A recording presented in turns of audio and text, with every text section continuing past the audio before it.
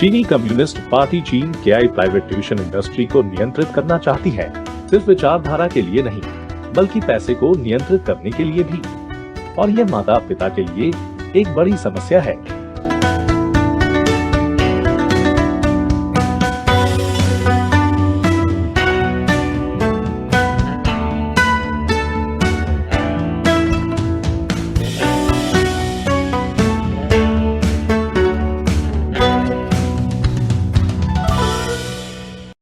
China uncensored में आपका स्वागत है। मैं क्रिस चैपल हूं। चीन को समस्या है, बच्चे स्कूल जा रहे हैं लेकिन वे बहुत सारे बेकार विषय सीख रहे हैं और इसीलिए 2018 में चीनी नेता शी जिनपिंग ने महत्वपूर्ण बातों पर जोर देना शुरू कर दिया। चीनी विशेषताओं के साथ समाजवादी शिक्षा के मार्ग का अनुसरण करना। छात्र उपयोगी चीजें सीख सकते हैं जैसे false historical narratives, class struggle और सबसे महत्वपूर्ण कम्युनिस्ट पार्टी के प्रति वफादारी।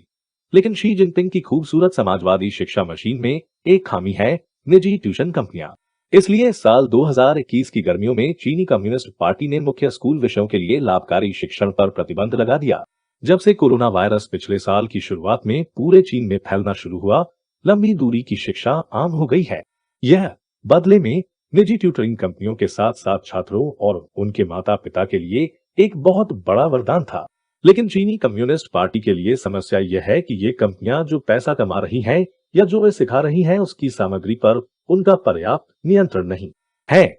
इसलिए चीनी कम्युनिस्ट पार्टी ने वह लागू किया जिसे वे दोहरी उन्मूलन नीति कहते हैं। आप देखिए, प्रतिबंध का प्रस्तावित कारण छात्रों पर शैक्षणिक तनाव और परिवारों के लिए वित्तीय लागत को कम करना है, जिससे उन्हें अधिक बच्चे पैदा करने के लिए प्रोत्साहित किया जा सके। हम ऐसा लगता है पूरा कारण नहीं। मेरा मतलब है, अगर माता पिता अपने बच्चों को बेहतर शिक्षा दिलाने में मदद करना चाहते हैं तो आप उन्हें क्यों रोकेंगे? खैर, निजी ट्यूशन से अमीरों को फायदा होता है। अमीर परिवार इसे वहन कर सकते हैं, गरीब परिवार नहीं कर सकते। इससे शिक्षा की खाई पैदा होती है। लेकिन ऐसा नहीं है कि कम्युनिस्ट पार्टी ने उनके अमीर अभिजात वर्ग को अन्य चीजों पर बहुत सारा पैसा खर्च करने से रोक दिया है, लग्जरी अपार्टमेंट की तरह या लग्जरी हेलीकॉप्टर। और ऐसा नहीं है कि सीसीपी उन गरीब बच्चों के लिए ग्रामीण शिक्षा में ज्यादा पैसा लगाती है जिन्हें वास्तव में इसकी जरूरत है। इसलिए मुझे नहीं लगता कि वेल्थ गैप को बंद करना इसका कारण है। साम्यवाद वास्तव में समानता के बारे में कभी नहीं था। हालांकि एक और कारण हो सकता है कि पार्टी निजी ट्यूशन पर नकेल कस रही है। मैं ब्रेक के बाद समझाऊंगा। वापसी पर स्वागत है। चीन में निजी शिक्षण व्यवसाय बेतहाशा सफल रहा है। यह बड़ी रकम ला रहा है और इसमें से बहुत कुछ विदेशी निवेश से आया है।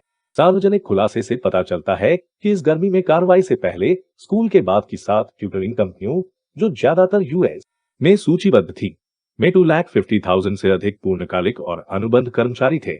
और यही कारण है कि चीन के नए दिशा निर्देश विशेष रूप से विलय और अधिग्रहण, मताधिकार, विकास और परिवर्तनीय ब्याज संस्थाओं वी के माध्यम से ऐसी फर्मों में विदेशी निवेश पर प्रतिबंध लगाते हैं, जो कि विदेशी निवेशकों द्वारा अक्सर चीन के शिक्षा क्षेत्र में प्रतिबंधों को दरकिनार करने के लिए उपयोग किए जाने वाले निवेश वाहन हैं। कम्युनिस्ट पार्टी का मानना है कि निजी शिक्षण उद्योग में पूंजी की वृद्धि अत्यधिक है और शी जिनपिंग के मॉडरेटली प्रॉस्परस सोसाइटी को प्राप्त करने के लक्ष्य के खिलाफ जाती है। अनिवार्य रूप से प्रतिबंध निजी ट्यूटरिंग कंपनियों में विदेशी निवेश को समाप्त करना चाहता है। चीनी राज्य परिषद को लगता है कि वह ट्यूशन कंपनियों को गैर लाभकारी संगठनों के रूप में पंजीकरण करने के लिए मजबूर करके ऐसा कर सकती है। पाठ्यचर्या आधारित शिक्षण संस्थानों को अब लिस्टिंग या अन्य पूंजी संबंधी गतिविधियों के माध्यम से धन जुटाने से रोक दिया गया है। प्राइवेट ट्यूशन पर लगे इस प्रतिबंध से कंपनियों को बड़ा झटका लग रहा है। वैसे ही कार्य करता है। शिक्षा उद्योग की नौकरी पोस्टिंग गिर गई। बीजिंग की राजधानी में सबसे बड़ी गिरावट देखी गई, जो मार्च के मुकाबले 49% कम है। कंपनियों को नौकरी के उन प्रस्तावों को वापस लेना पड़ा जो शुरू में नए उम्मीदवारों को दिए गए थे, और वह केवल आइसबर्ग की टिप है।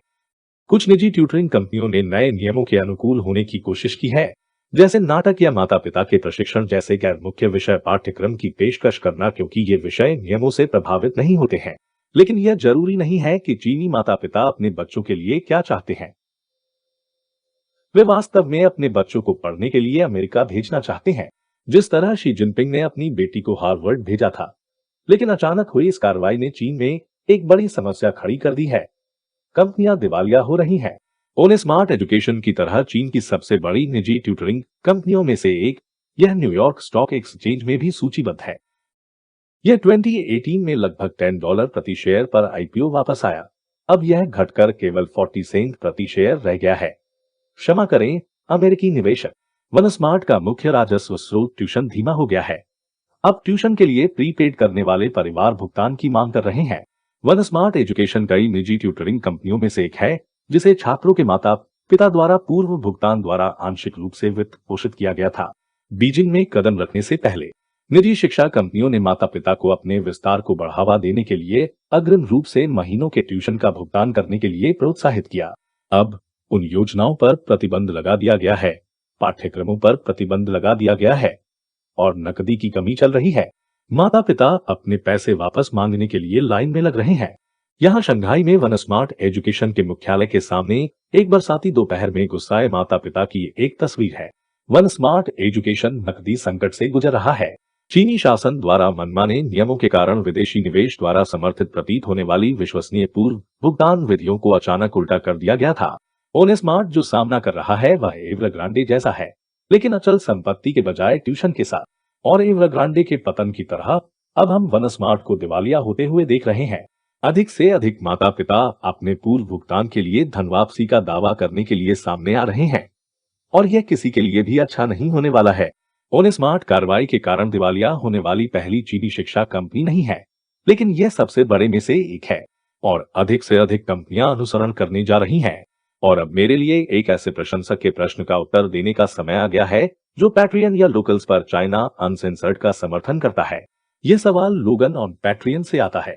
क्या आपको कभी इस बात की चिंता होती है कि सीसीपी आपकी आलोचना सुनेगी और अपने प्रचार को बेहतर बनाने के लिए इसका इस्तेमाल करेगी? खैर, लोगन, सीसीपी की मेरी एक आलोचना यह है कि वे कभी आलोचना नहीं सुनते। तो सच कहूं तो मैं चिंतित नहीं हूं। इसके अलावा मुझे नहीं लगता कि सीसीपी में उच्च स्तर पर कोई भी चीन को बिना सेंसर किए देखता है। लेकिन अगर आप देख रहे हैं शी जिनपिंग, मैं अभी भी इंतजार कर रहा हूं कि आप मेरे एक्सक्लूसिव इंटरव्यू के लिए हाँ कहें। आपके प्रश्न के लिए धन्यवाद लोगान। और सब्सक्रिप्शन प्लेटफॉर्म लोकल्स और क्राउड फंडिंग प्लेटफॉर्म पेट्रो के माध्यम से चाइना अनसेंसर्ड का समर्थन करने वाले अन्य सभी लोगों को धन्यवाद। उन दोनों के लिंक नीचे हैं। एक बार फिर मैं क्रिस चैपल हूं। चाइना अनसेंसर्ड देखने के लिए धन्यवाद।